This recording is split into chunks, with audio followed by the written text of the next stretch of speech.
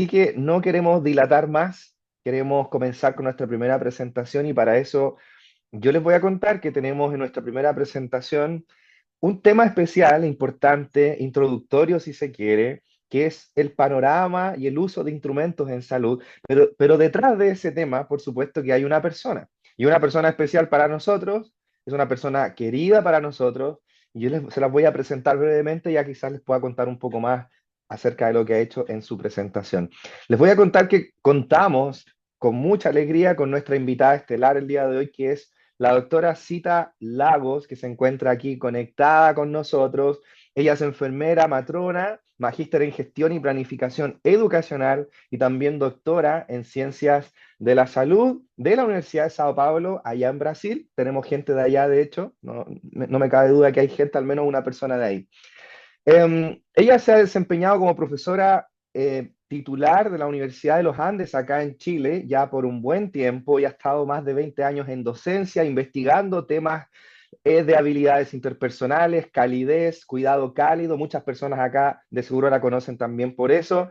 Y claramente ella es una persona muy cálida, muy querida y por eso yo le quiero dar el pase rápidamente para que ella pueda contarnos en esta primera presentación, introducirnos a esta temática. Por favor, Cita, el micrófono es tuyo, puedes compartir tu presentación y un aplauso también Eh, virtual para ti. De verdad, gracias por acompañarnos. Gracias.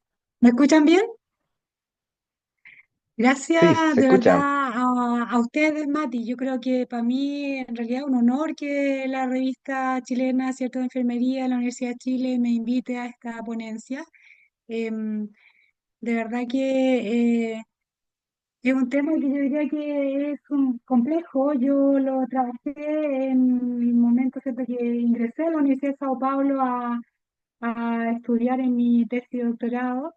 Em, y la verdad que lo he seguido desarrollando y les agradezco que me hayan pedido este tema porque es un tema que yo creo que es súper interesante y es un tema que a veces, por lo menos localmente acá en Chile, tenemos alguna cierto desconocimiento porque tampoco tenemos tantas opciones de formarnos en este tema. Así que les agradezco y bueno, bienvenido a todo el público que está, que veo que son de hartos países. La persona de Sao Paulo es la Ale Roja, ella es compañera mía y estudiante de, del doctorado, trabajando justamente en temas de psicometría también. Así que, em, bueno, un gusto de verdad. Voy a compartir como para no atrasarnos, digamos, el tiempo. Súper, vamos estupendo. Mientras ¿Me dice? comparte cita, solo quiero recordar que si tienen alguna duda o pregunta, por favor escriban en el chat y vamos a tener un bloque al final del seminario para poder recopilar las preguntas y discutir con nuestros invitados. ¿Ya? Muchas gracias. Se ve perfecto. Gracias, cita. Perfecto. Entonces, bueno, gracias a ustedes, se lo repito nuevamente a Denise, ¿cierto?, por haber confiado en mí, de verdad, para mí, como les digo, un honor. Ya me presentaron, así que me faltó solamente, o le faltó al Mati decir que formamos parte de redes de humanización que son importantes en Chile, de la red de humanización en salud de Sochis. Yo veo que está Claudio y varios de Sochis, porque con Felipe formamos parte de la misma sociedad, y también es un movimiento interesante, ¿cierto?, que estamos llevando a cabo aquí en Chile.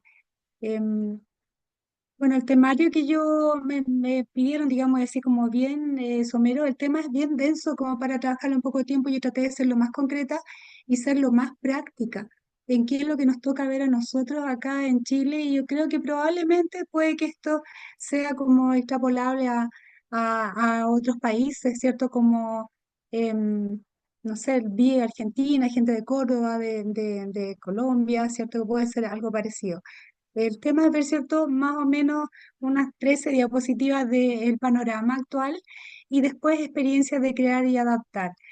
No quiero dejar de nombrar a estas personas que para mí son súper significativas y que me apoyaron y me llevaron me acompañaron, me llevaron de la mano en el proceso de aprender en estos temas. Por un lado, el doctor Jorge Mansi, director de mi UC. eh, Él fue digamos, un profesor muy importante para mí. Me acompañó en todo el proceso, me acompañó en la evaluación, formó parte de banca, entonces es una persona para mí muy significativa. La doctora María Teresa Urrutia, que fue la que me convocó a estudiar este tema, ¿cierto?, inicialmente, y mi orientadora de la Universidad de Sao Paulo, la doctora Cibele Pimienta. Y de verdad que dos personas que son igualmente significativas para los estudiantes que están haciendo el doctorado actualmente acá en Chile, ¿cierto? Que es de la Universidad de Sao Paulo, que es la doctora Renata Rebustini y el doctor Rebustini, ¿cierto? Flavio Rebustini, que nos han acompañado también en el proceso de ir creciendo y enseñándonos nuevos contenidos, como nuevos usos también. Con él he tenido el gusto de trabajar hasta ahora, ¿cierto? En todo lo que es adaptación y reensamblaje, remodelaje, ¿cierto? De la escala que yo construí en mi doctorado. Les muestro esto solamente no para mostrar que yo tengo preparación, sino que desde Sao Paulo varios de nosotros nos formamos en esta, que es una consultora, ¿cierto? El doctor Flavio, que se llama Rajar. Ahí después en la diapositiva anterior estaban los datos, se los puedo mandar. También por si se quieren formar, hay muchos cursos, ¿cierto? Y algunos gratuitos, algunos también de bajo costo. Solo para introducir que en realidad cuando trabajamos, ¿cierto?, en alguna temática de investigación o en alguna temática de evaluación, alguna temática de gestión, nosotros en la academia, la técnica de recolección de datos es común para todo y transversal prácticamente a todos los estudios, ¿cierto?, que requieren un análisis de tipo medición o cuantitativo. ¿Y cuál es la realidad con la que encontramos? Bueno, en sí, cuando hablamos de instrumentos para evaluar o para medir, estos instrumentos habitualmente son necesarios, ¿cierto?, para poder ejecutar tratamientos, para tomar decisiones, para monitorear resultados, para evaluación de la efectividad de la calidad, por ejemplo, y también para nosotros los que trabajamos en la academia para medir, ¿cierto?, y también para promocionar un estudiante de un nivel o de una corte a otra. Em, ¿Cuáles son las dificultades con las que nos encontramos? Nosotros acá en Chile, puede que la realidad a lo mejor en Brasil yo sé que es muy distinta, la realidad a lo mejor en Colombia, en Argentina, en Perú, que tienen mucha producción en psicometría, puede que no sea la misma, pero lo que nos pasa a nosotros en Chile es esto. Tenemos problemas de acceso probablemente a los instrumentos. Formación y capacitación. Yo creo que la convocatoria que tenemos ahora demuestra, ¿cierto?, que nosotros tenemos muchos espacios donde formarnos en temas de psicometría, diseño metodológico, diseño psicométrico. Habitualmente estos trabajos están asociados a tesis de magíster, tesis, proyectos de magíster, proyectos de doctorado.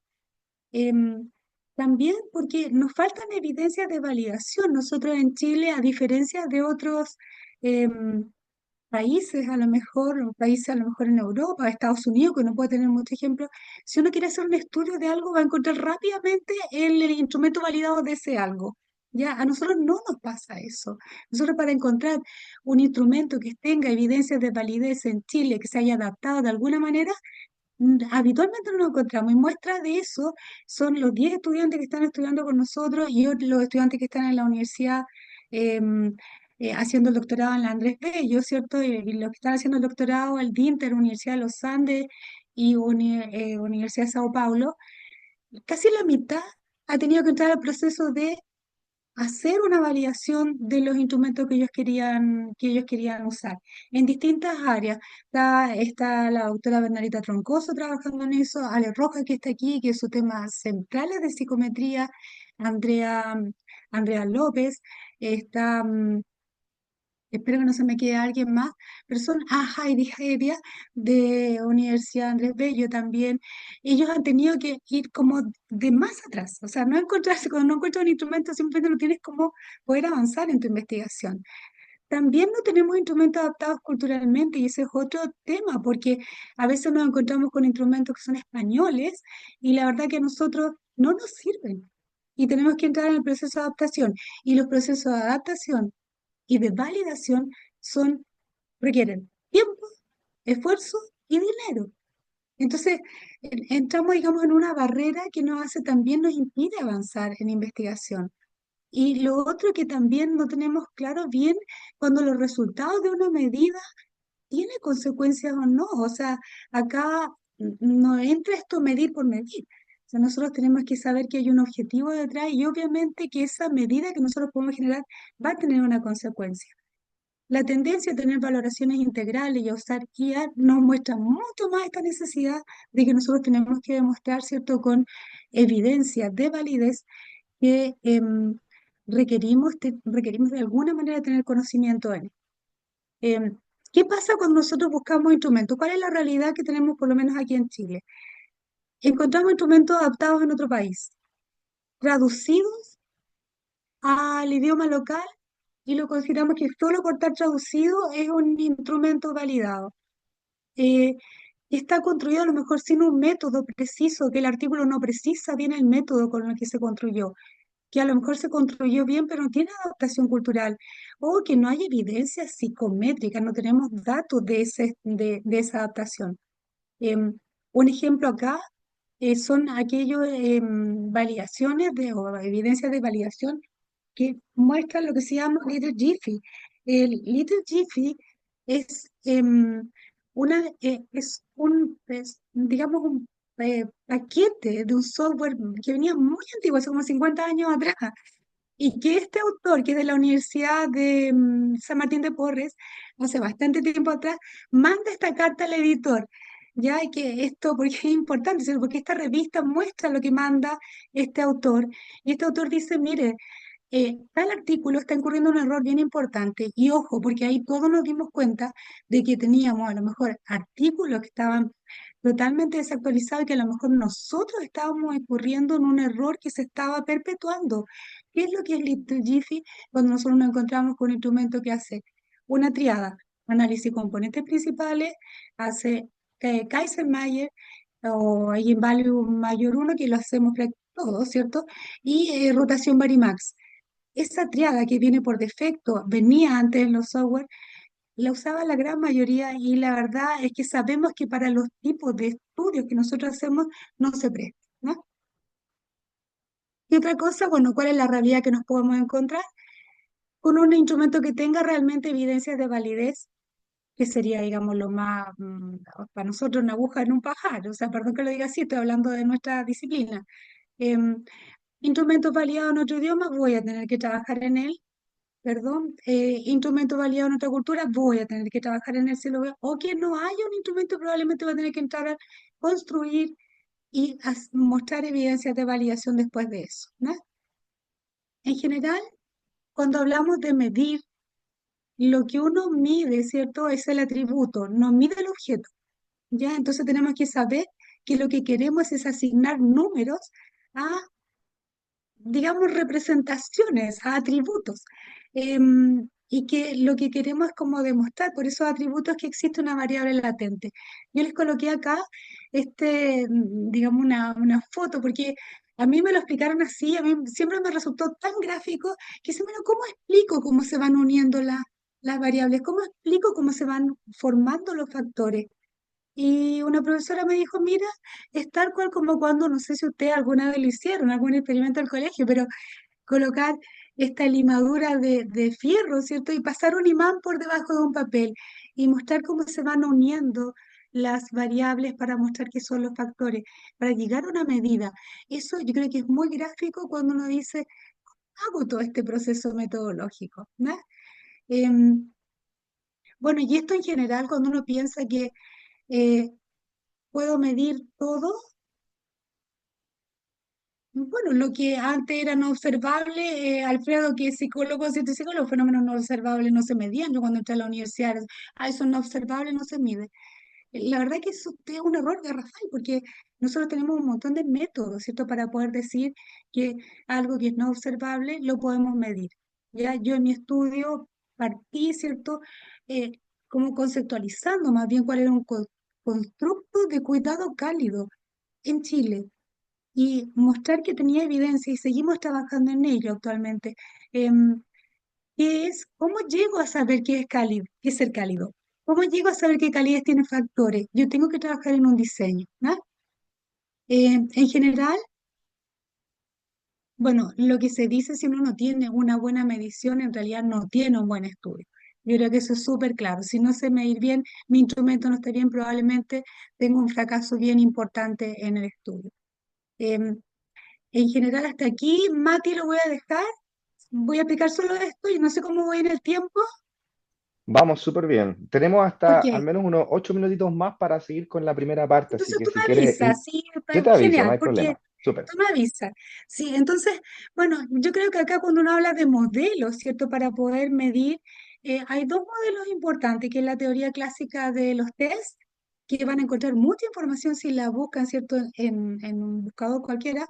eh, y lo que ve esta teoría, ¿cierto? Saca lo que es el puntaje verdadero de un test, sacándole el error que todos cometemos, ¿ya? Y la teoría de respuesta al ítem que es menos usada, eh, nosotros hicimos el año 2019 una revisión de muchos artículos, eran 500 y tantos artículos, y la verdad que la gente que en el mundo menciona que usa IRT es poca. ¿Quién mide IRT? En general, digo es poca en enfermería, porque nosotros acá esto lo usamos mucho en las pruebas estandarizadas, pero en enfermería es poca. Em, Bueno, lo que ve, ¿cierto?, es la habilidad y dificultad de los ítems. Y acá el foco está puesto como un zoom hacia el ítem mismo, ¿ya? Es el análisis que hacemos y trabajamos con distintos parámetros, ¿cierto? Desde habilidad, dificultad, em, la posibilidad de azar, ¿cierto? La discriminación que pueda tener el ítem. Y en general es muy útil, ¿ya? Y es muy útil quizá a lo mejor trabajar con ambos modelos. La confiabilidad en sí, que es otra dificultad con la que nos encontramos cuando queremos usar, por ejemplo, tomamos un artículo, la revista que es cierto, manda a sus pares evaluadores, dice, ¿cómo yo veo la confiabilidad de este instrumento? Bueno, habitualmente la confiabilidad te la señalan con más bien un parámetro de consistencia interna, que es el alfa de Cronbach. Em, la verdad que medir confiabilidad es súper complejo. eh, lo que actualmente hemos visto nosotros y lo que yo estoy usando, por ejemplo, el remodelaje de la escala, son más bien técnicas de bootstrap y de validación cruzada, ya que es lo que más nos ha servido. Em, en general, después les voy a explicar en sí, quizá le alcanzo a explicar ahora qué es cada una, ¿ya? Em, la verdad que cuando ustedes vean un artículo de la revista o enviado para que la revista lo revise, ¿cierto? Que tenga una validación que diga es una validación de criterio, de constructo, uno piensa al tiro que se quedó en un modelo que es más antiguo, que era válido en ese minuto, pero se quedó antiguo desde los años de la primera edición de los estándares, que es como del año 60 y tanto, ¿ya? Lo que actualmente se está usando, que son los estándares de psychological testing, esa tiene la última revisión en el año 2024. Esto es lo que se llama el modelo pentagonal. Ya aparece en este artículo mencionado así, los profesores de Brasil nos mencionan también así, modelo pentagonal. Em, la cual, ¿cierto? La evidencia, la primera forma de evaluar evidencia es por la validación de contenido de la prueba. Después, la evidencia que se basa en los procesos de respuesta, en cómo la persona va respondiendo a un test. Las evidencias basadas en la estructura interna, que es los análisis factorial, tanto exploratorio como confirmatorio. La evidencia basada en la relación con otras variables y esto de poder comparar, ¿cierto? A veces uno hacía eso, comparar esta medida con otra, ¿ya? Y ver cómo se comporta, cómo correlaciona una medida con otra parecida, ¿ya? Eh, Y la evidencia basada en las consecuencias de la prueba, que yo creo que esto es súper importante, es muy claro cuando estamos hablando de pruebas que medimos a lo mejor parámetros biológicos, porque sabemos que la consecuencia de medir mal es un error que puede ser fatal. Pero también cuando nosotros colocamos a lo mejor puntos de corte que no corresponden o asignamos, yo trabajo un diseño, un indicador de calidez. Si yo me equivoco, puedo sentenciar a una institución, ¿cierto? Por decir que tiene un índice de calidez que no es el recomendado, ¿no? Entonces, en realidad esas son todas las etapas. Nosotros habitualmente nos quedamos en lo que estamos haciendo actualmente acá, en la validación de contenidos, ya con equipos de expertos, ¿no? ¿Qué otra cosa que es importante y que cada vez se usa menos es hacer los ratios que son variable persona? Esto todavía uno no encuentra en la literatura, todavía aparecen los artículos, 5 personas por ítem, y dice, yo entonces tengo 30 ítems, 30 por 5, 15, 150 personas, La verdad que ya se usa muy poco, ¿ya?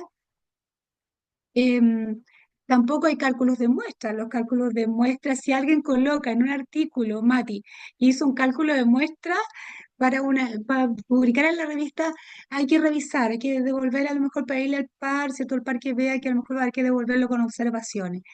En general, esto es lo que aparece en este estudio, que es una revisión sistemática que a mí me gustaba mucho, porque da muchos ejemplos de qué uno debiera considerar si quiere considerar un ratio. Pero la media dice al menos 11 sujetos por variable, al menos. Y al menos dice por lo menos 150, pues si usted quiere mostrar alguna evidencia, ¿ya? Esto actualmente, como les dije anteriormente, ya se ha dejado de, no es que se haya dejado de hacer, pero ha tomado más fuerza estas otras técnicas. Ya la técnica de remuestreo de Bootstrap nos permite, con los software actuales, muchos de ellos gratuitos, em, nos permite tomar la muestra que nosotros tenemos y replicarla, no sé, hasta 5.000 veces, ¿ya?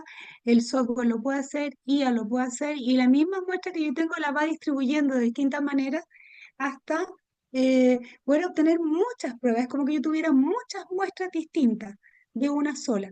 Ya, por lo tanto, me va dando mucha más seguridad, ¿cierto? Cuando yo voy haciendo remuestreo de la muestra que tengo. Y lo otro, hacer validaciones cruzadas, ¿cierto? Que también son recomendadas y que para eso se requiere al menos tener al menos unas 400 personas para poder cruzar ambas muestras, ¿ya?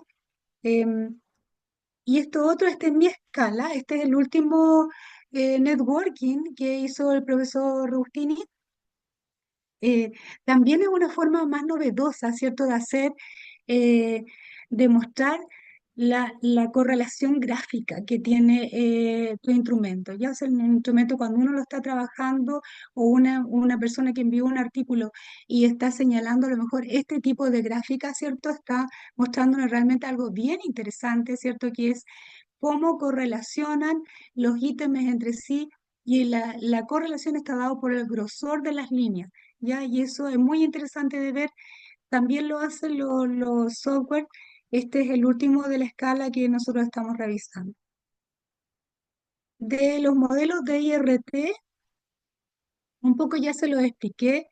Em, para nosotros es bien interesante porque nosotros que trabajamos en la academia, tener la posibilidad de ir haciendo el seguimiento, ¿cierto?, de la respuesta de cada ítem es muy interesante porque podemos trabajar por ítems. No con el puntaje total, ¿ya? Y saber cuáles tienen más dificultad y saber a lo mejor tener alguna forma de predecir, de acuerdo a estos resultados, cuáles de ellos se podrían estar respondiendo bien en la población de estudiantes al azar, ¿ya? En general es muy interesante, yo creo que se puede recomendar hacer ambos. Em, ¿Qué otra cosa? Bueno, de escala yo les voy a contar lo que me ha tocado a mí. Esto es como una parte de mi estudio. De las escalas de medición para atributos, ¿qué cosas pueden tener de complejidades? Yo trabajé con escala en pilotos con escala visual análoga y de verdad que en mi realidad no me sirvió. La escala visual análoga, la que está aquí, es la que yo muestro los extremos y la persona que responde va colocando los intermedios. Y lo otro que nos pareció súper interesante con el equipo es que en escalas que son impares como esta, ojo, la recomendación es pilotearlas también, ¿ya? Porque pasa, y en este artículo que les coloqué ahí, que por lo menos a la población latina, lo que dice ese artículo que tiende a ser como muy polite, y si estamos trabajando con personas que están hospitalizadas, la tendencia de respuesta de ellos va a ser al centro. Ya, entonces, la verdad que hay que pilotear muy bien para poder ver si en el piloto lo que yo quiero medir, ¿cierto? En esta medición que estoy haciendo, se me está yendo mucho al centro, la tengo que forzar hacia los polos. O al revés, que se me está yendo mucho a los polos y a lo mejor voy a tener que colocar un centro, que es por lo que me pasó a mí, ¿ya? Lo otro Ujú. que es importante cuando vean instrumentos, ¿cierto? Ya sea adaptado o no, y nosotros mismos en las pautas de cotejo que hacemos, que la condición sine qua non de ellas es que sean ascendentes. Y todavía nos encontramos con pautas al revés. Ya, o sea, ascendente quiere decir coloco lo más malo y lo más bueno del menos a más, ya, porque nuestra forma de lectura es en ese orden. Al igual como tenemos una forma ordenada de leer, ¿cierto? De una forma de izquierda a derecha, de arriba para abajo, qué sé yo. Eso es importante cuando estamos midiendo a alguien, ¿ya? Em, y lo otro que me parece, quizás con esto cerramos aquí, Mati. Sí, súper, em, súper. sí. Lo otro que es importante, ¿cierto? Y que también cuando estamos haciendo preguntas en un instrumento, em, o las dejamos sin categoría, libremente, o categorizamos. Lo importante sí es no inducir a la persona, ¿cierto?, a la respuesta. Eso en primer lugar. Y segundo, que cuando yo le estoy preguntando de una cosa, mi cabeza está respondiendo sobre esa cosa. Y cuando yo cambié a una distinta, cuesta que retome, ¿cierto?, para hacer una pregunta, una respuesta que sea realmente, digamos, confiable. Así que Ujú. tener en cuenta eso y tomar esas decisiones previas. Las personas que mandan artículos han hecho muchas veces mucho trabajo, ¿cierto? Para poder llegar a un artículo para enviarlo a la revista y a veces por cositas chicas como esta, los evaluadores lo mandan a revisar, ¿cierto? Y a lo mejor entrar en un proceso un poco más largo. No sé si quieres parar ahora, Mati. Sí, Bajo mira, mi Cita, presentación. sí, muchas gracias, Cita. Gracias a todos quienes están conectados.